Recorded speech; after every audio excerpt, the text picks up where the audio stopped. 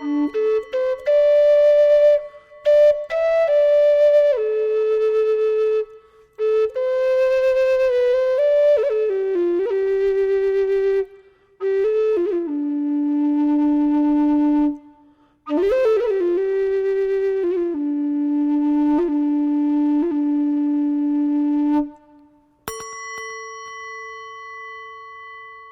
are listening to A Quiet Mind. Hello, this is Robert. First of all, I would like to say thank you to all the listeners who have written in recently with their comments and their ideas for podcasts. And if you haven't written in and there is something that is on your mind, if you would like me to touch on something in a podcast that I haven't discussed yet, or if you have any hurdles that you're having trouble getting over, I would encourage you to write in to Robert at A Quiet Mind. And today, let's put our attention on loving our enemy. That means that whomever we consider to be our adversary, I would like us to, just for a moment, bring that person into mind.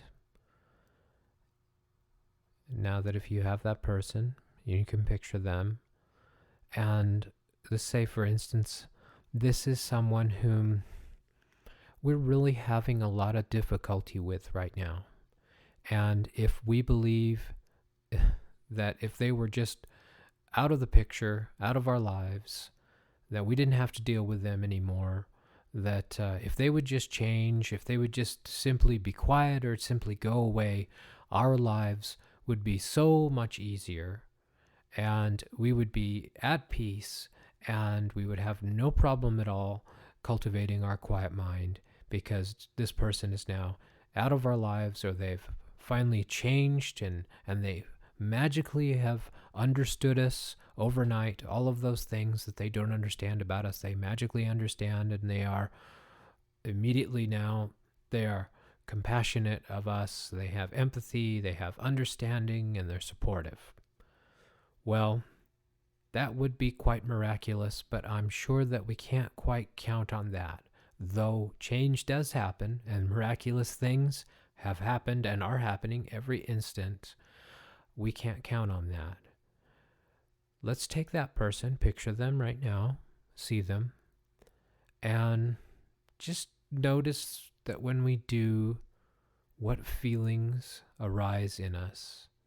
If we begin to tense up, if maybe our stomach hurts, or we have a little bit of a headache, or we're beginning to become frustrated, or anxious, or maybe we're feeling fearful. Maybe we're also afraid of this person because they have an abusive attitude toward us. Now that we have that picture, I'm going to ask you to do something. I'm going to ask you to forgive that person now. Forgive them because they know not what they do. If we really understood all the pain that we can cause with a single word or a single gesture, do you really think that we would continue to do it? If we were really aware, really conscious, a conscious person, and we had empathy, and we had understanding, that we knew that what we say, what we do, the frown that we wear on our face, the scowling that we do, what it does to other people. What we're giving out, we are receiving. Sooner or later, we're going to receive what we have given. So why not give, in that moment, understanding and empathy and love to that person who you call your enemy? What would happen then? I'll tell you, something miraculous happens. It may not exactly happen for that person, but what happens for you is this. You forgive in that moment, and you understand, you have empathy, and you cultivate within yourself a peaceful, restful, balanced space, because you've let go now of your judgment, of your condemning of that other person. Because regardless of how the person is acting, the so-called enemy, the only reason they are the enemy is because we have conveniently taken a little "my name is" name tag and written enemy on it and pasted it on this person. It can even be a situation. It doesn't even necessarily have to be a person.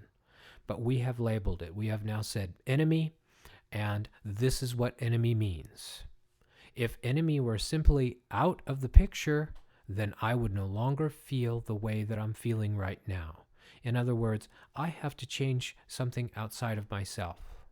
And we've spoken of this before.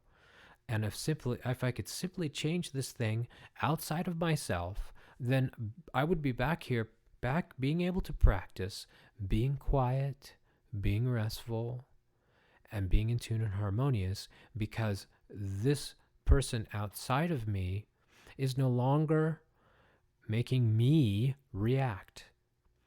And this is the point that we want to touch on here today. If we can carry anything away from this at all, it is this. Look at how the power has been given over to the other person. When you say, this person is making me feel like this.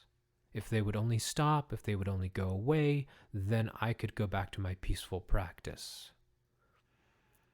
This is an impossibility. We must take the practice out onto the street. We must take the practice into the office. We must take this wherever we go. We can't just sit quietly in our meditation room and cultivate this loving kindness, compassion, and peace, and radiate in this wonderful bliss, and never go and step out into the real world where your life is in your hands when you're going, down the hall at work. Because, you see, what we need to do is we need to look at those outside of ourselves that we call our enemies and see that we are the ones that has given them this title. And I want you to be able to look into the face of your enemy and see that there lies yourself. Wherever you go, there you are. That doesn't mean just changing physical locations. It means the whole picture of how we project ourselves in the universe. Because really there is no multitude of selves, where it's all one experience. We're all sharing the one experience. So in this moment, seeing that we call the enemy, and letting go of all of the preconceived ideas that we have of that, in the moment, just as an experiment, let go of all of your preconceived ideas of how you need to react around the enemy, the labeled enemy. In that moment, if you can find 1 ounce of compassion for your enemy, you no longer have an enemy. You are no longer demanding that they change or that the situation change or something change so that you can feel better. You have taken control at a level that is from the heart, because you have decided it is more important to me to have compassion in this moment than it is for me to react in anger or in judgment. So today, when that occurs, when that moment occurs where you're judging, this is the enemy. If this was only out of my way, this barricade, then everything would be fine. In that moment, stop, see that you're labeling, see that you're condemning, see that you're judging, and have compassion and empathy for that which you call the enemy. In this, you will cultivate an understanding, because know that you have been the enemy before and before and before and before. And understand by turning it around. How does enemy feel? How does enemy feel? Frightened? In pain? Turn it around. Find that point where you can have compassion for your enemy. Walk away feeling that the retaliation was no longer necessary. Take the energy for retaliation and turn it inwards into letting go of the judgments. Letting go, stopping the condemning, relaxing, letting out the breath. Watch the energy just fall, and it's completely gone. And in that next moment, see in the stillness that what rises from that is the true beingness of who we are. And that is unconditional love. Embrace that today.